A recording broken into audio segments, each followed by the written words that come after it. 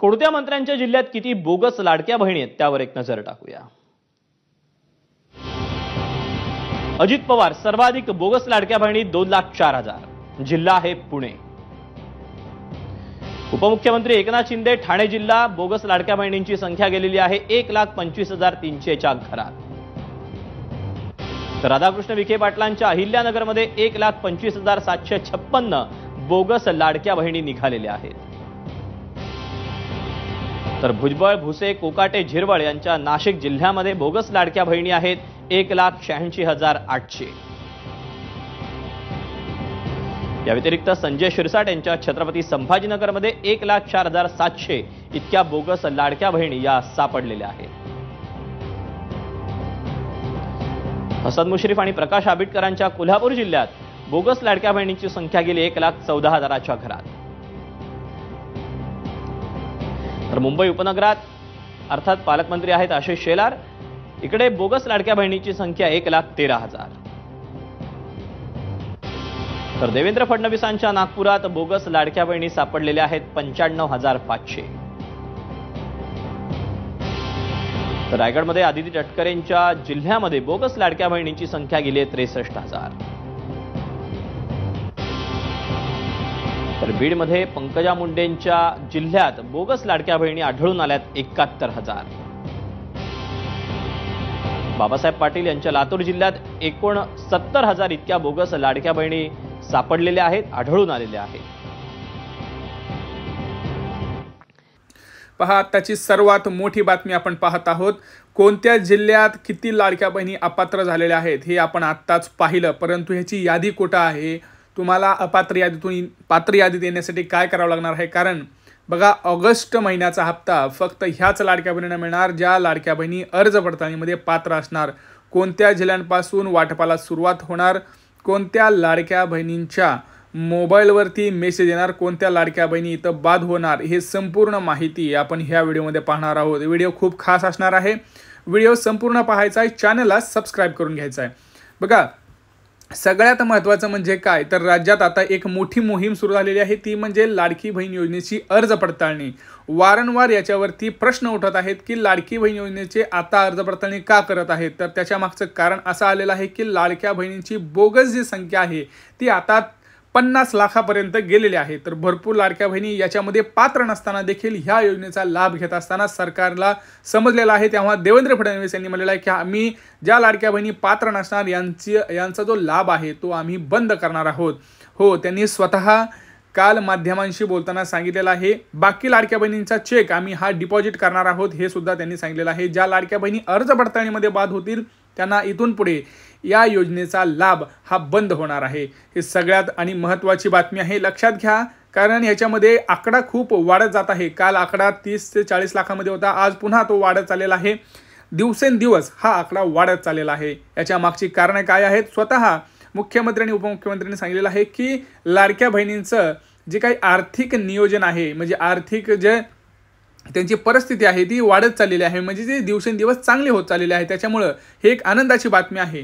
परंतु ज्या लाडक्या बहिणींना ह्या योजनेचा लाभ घ्यायचा आहे त्यांनी कोणत्या कागदपत्र त्यांच्याकडे ठेवायचे आहे त्यांची मी चेकलिस्ट तुम्हाला मी सांगत आहे, कोणत्या तुम्हाला गोष्टींची काळजी घ्यावी लागणार। बघा, भरपूर जिल्ह्यांमध्ये जसं की आपण बघितलं मुंबई, ठाणे, पुणे, छत्रपती संभाजीनगर, बीड, रायगड, मुंबई उपनगर, कोल्हापूर असेल, सगळ्या जिल्ह्यांमध्ये ही जी काही संख्या आहे ही दिवसेंदिवस वाढत चाललेली आहे। आणि सगळ्यात जास्त जर आपल्या पुण्यामध्ये आहे, पुण्यासोबतच सोलापूरमध्ये सुद्धा आहे। जवळपास 10 ते 12 जिल्हे असे आहेत ज्या जिल्ह्यांची संख्या ही बोगस लाडक्या बहिणीमध्ये जास्त आहे।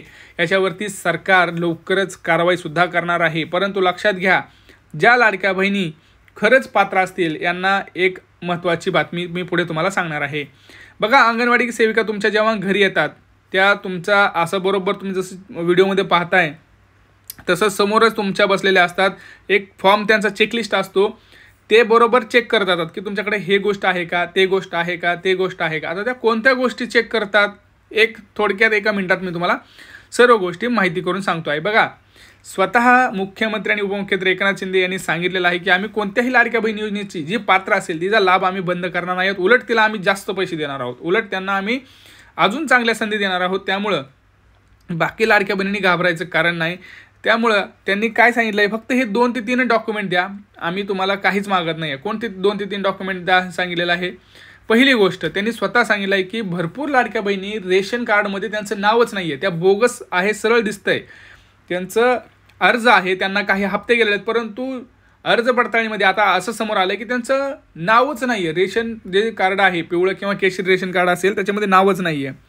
दुसरी गोष्ट, त्यांचे जे बँक खातं आहे, ते बँक खातं त्यांचं नाही आहे, कुठल्या तरी भलत्याच पुरुषाच्या नावावरती ते बँक खातं आहे, असं सुद्धा त्यांच्याकडे डेटा आलेला आहे. तर त्यांनी काल रात्री झालेल्या एक मोठ्या बैठकीमध्ये असा निर्णय घेतलेला आहे, ह्याची चौकशी होणार आहे.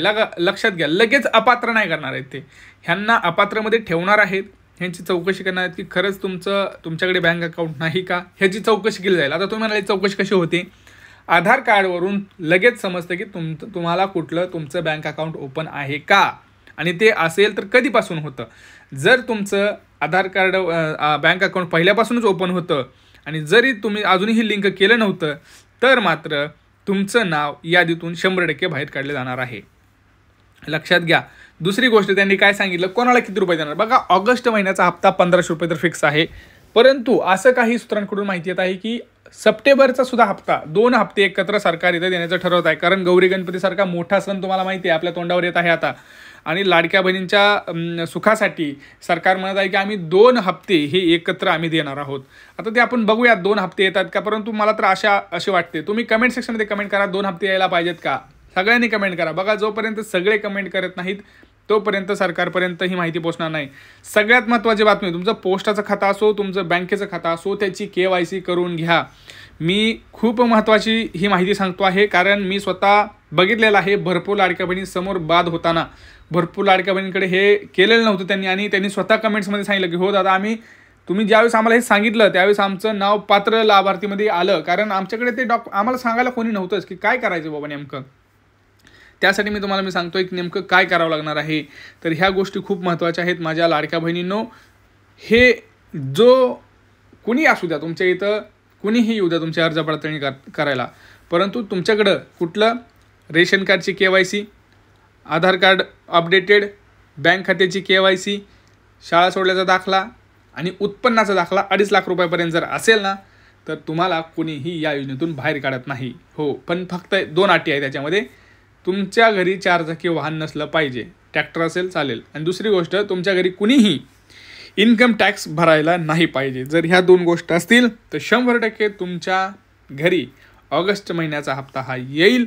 इथं कुणीही तुम्हाला अडवू शकणार नाही, कितीही अर्ज पडताळणी झाल्या, कारण आपल्याकडे जर ओरिजिनल डॉक्युमेंट आहेत, आपण खरंच जर पात्र त्याच्यामध्ये असू, तर कोणीच आपल्याला काही करणार नाहीत. आणि सगळ्यात महत्त्वाचं एक आता नवीन जे येत आहे ते लाडकी बहिणीची जी वेबसाईट आहे, ह्या वेबसाईटवरती तुम्हाला जायचं आणि येथे खाली एक ऑप्शन आलेला आहे बघा, KYC करून घ्यायचं आहे. त्यासाठी काही महत्त्वाचे डॉक्युमेंट आहेत, जसं की रेशन कार्ड अपडेट करावं लागेल, आधार कार्ड टाकावं लागेल, तुमचा फोटो टाकावा लागेल.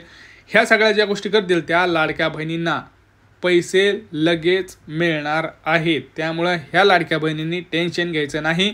सरकारनं स्वतः सांगितलं, आम्ही ज्या पात्र लाभार्थी आहेत त्यांचा लाभ आम्ही बंद करत नाही आहोत. ज्या अपात्र ठरतील त्यांचा लाभ हा बंद केला जाईल. बाकी लाडक्या बहिणींचा लाभ हा तसाच सुरू राहणार आहे, हे लक्षात ठेवायचं आहे. त्यामुळे कोणीही टेन्शन घ्यायची गरज नाही. लक्षात घ्या, सरकारनं बटन दाबलं, DBTचं बटन दाबलं की 2 तासाच्या आत तुमच्या मोबाईलवरती लाडकी बहीण योजनेचा ऑगस्टचा हप्ता हा येणार आहे. आता तुम्हाला कोणत्या बँकेत, SBI असेल, बँक ऑफ महाराष्ट्र असेल, पोस्टाचं खातं असेल, कारण सर्वात प्रथम गव्हर्नमेंट बँकेत आणि पोस्टात पैसे येतात, त्यानंतर प्रायव्हेट बँक आणि मग जिल्हा मध्यवर्ती ज्या बँका असतात अशांमध्ये हे पैसे येत राहतात. त्यामुळे टेन्शन घ्यायचे काही कारण नाही. त्यामुळं लक्षात घ्या, ह्या सगळ्या गोष्टींची बाब आहे. आता ज्या लाडक्या बहिणींना गॅसचे पैसे भेटले नाहीत त्यांचं गॅस कनेक्शन स्वतःच्या नावावर आहे का हे चेक करून घ्या. जर असेल तर ते सुद्धा पैसे मिळतील. काळजी करू नका, सर्वांना पैसे मिळणार आहेत. हा व्हिडिओ जास्तीत जास्त लाडक्या बहिणींना शेअर करा. कमेंटमध्ये सांगा तुम्हाला मागचे हप्ते मिळालेत का. भेटूया पुढच्या व्हिडिओमध्ये. तोपर्यंत जय महाराष्ट्र.